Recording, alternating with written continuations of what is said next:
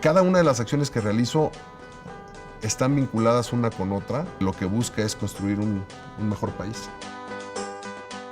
La ciudadanía puede combatir la corrupción, primero, siendo consciente que sus acciones tienen consecuencias, no formando parte de aquellos actos de corrupción cotidianos que muchas veces pensamos que son menores, como darle una mordida al poli, desde aspectos tan básicos como eso, como algunos otros más complejos, pero igual y más importantes, que es informarse y coordinarse para demandar más de los gobernantes y tratar de incidir más en las políticas públicas del país.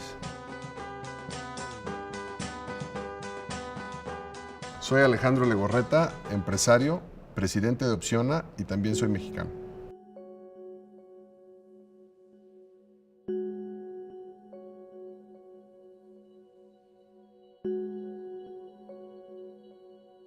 Estudié leyes en la Universidad de Anáhuac.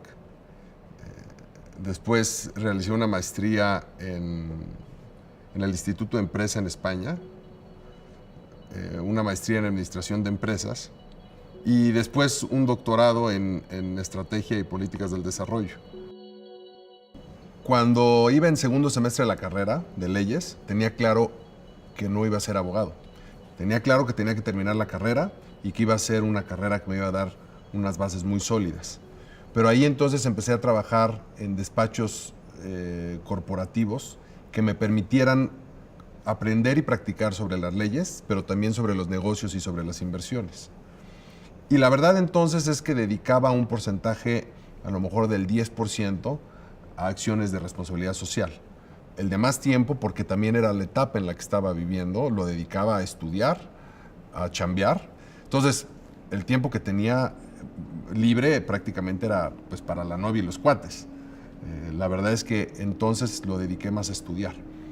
Fue hasta que terminé la carrera y empecé a trabajar ya formalmente, cuando me empecé a involucrar más en acciones de responsabilidad social. Y muy pronto decidimos mi esposo y yo crear la Fundación Legorreta Hernández.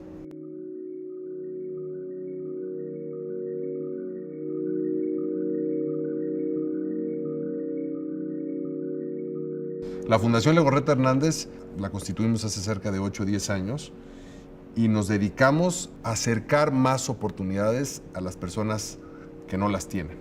Buscamos romper el ciclo intergeneracional de pobreza que existe en zonas marginadas, pero la realidad es que lo que hacemos es que buscamos acercarles más oportunidades en el ámbito de salud, de la educación, del empleo, del pensamiento también, porque hemos generado algunas publicaciones. Hemos tenido casos de éxito padrísimos. Hay una comunidad, por ejemplo, en Yucatán, en donde llevamos 6 años trabajando para que se organicen como apicultores y después de 6 años de enseñarles contabilidad y administración, de por qué tienen que generar ciertos stocks para que no malbaraten el producto, generarles una marca, todo en sociedad con ellos para que empoderarlos, que puedan crecer a partir de sus capacidades. Después de 6 años, hoy con muchísimo gusto, te puedo decir que esa miel la venden en Walmart.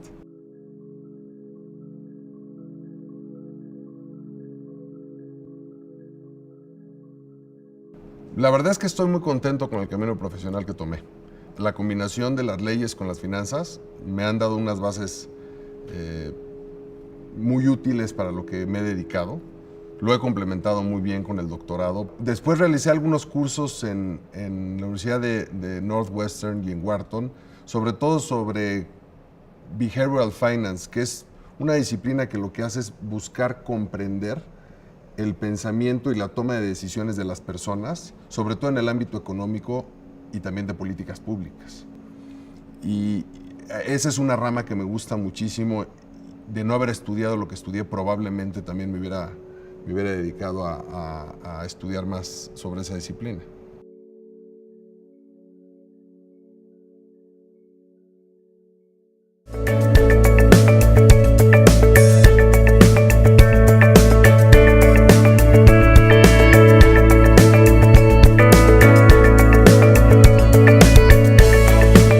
Y pues sí, el tema de la corrupción en cierto sentido nos ha convocado aquí el día de hoy y vamos a tocarlo en distintos momentos a lo largo del día.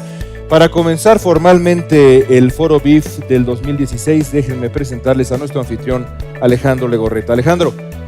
Es por ella, es por la destructiva corrupción que tanto daño hace a nuestras familias. Es ella, la corrupción, quien lastima tanto a nuestro querido México.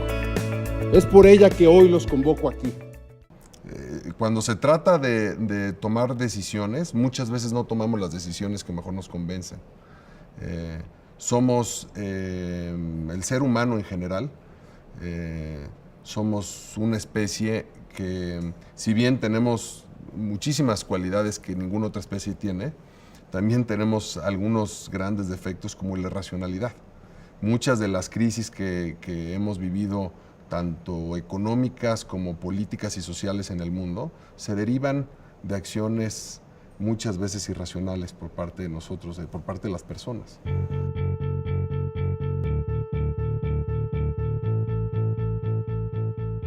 Todos participamos de alguna u otra manera, consciente o inconsciente, directa o indirectamente, en la corrupción, porque el problema es sistémico.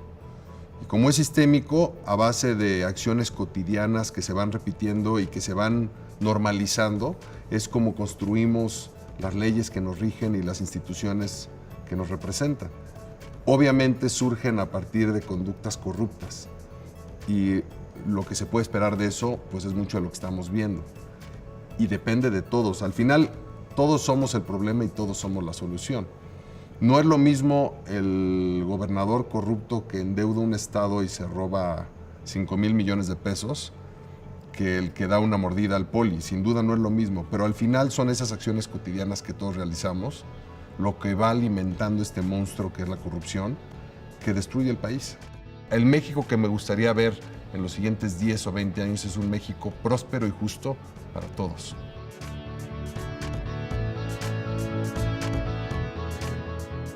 He tenido la fortuna de viajar por muchísimas partes del mundo y no he conocido un país como México que tenga ese sabor, pues en sus aromas y en su gente, ¿no?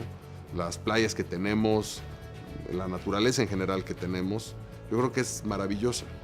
Yo creo que la pregunta es cómo no te puedes enamorar de México.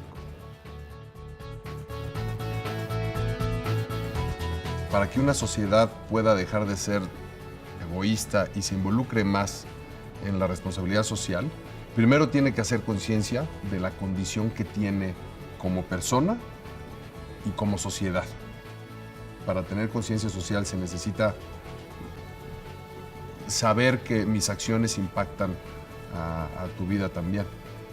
No podemos dejar de ser egoístas si no somos conscientes de eso.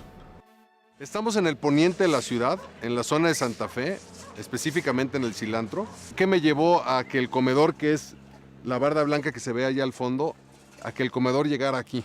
Hace muchos años tenía mis oficinas aquí en Santa Fe y algún día, platicando con la persona de la limpieza, le pregunté cuánto hacía de camino. Me dijo que quedaba su casa a media hora caminando. Y de ahí entonces le pedí que me llevara para conocer cómo era posible que llegara caminando a 30 minutos cuando estábamos en una zona como Santa Fe. Y vi este contraste tan grande en el cual al final es el contraste en el que vive México. Por un lado, una pobreza urbana muy cruda en donde en cada una de esas habitaciones viven 6, 8 personas. Y simplemente por una cañada, del otro lado, departamentos y casas muy lujosas de gente que seguramente tiene sus oficinas también en Santa Fe.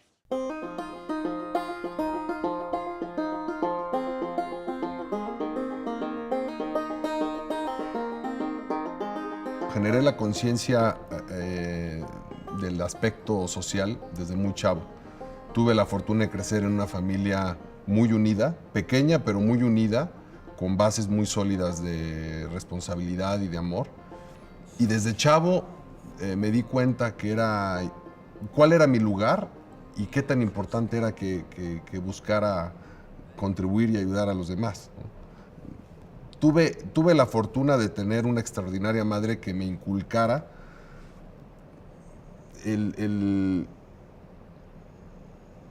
la conciencia de que somos muy privilegiados cuando creces en un entorno amigable, cuando tienes la oportunidad de asistir a una buena escuela, cuando no te falta nada de comer.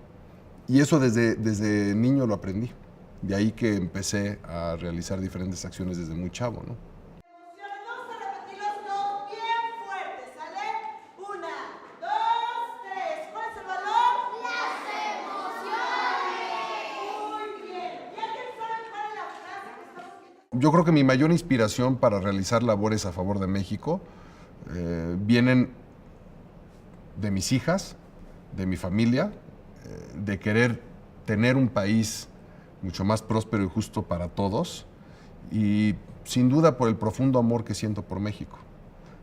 Cuando quieres algo, de manera natural te sale el realizar acciones a favor de eso que quieres.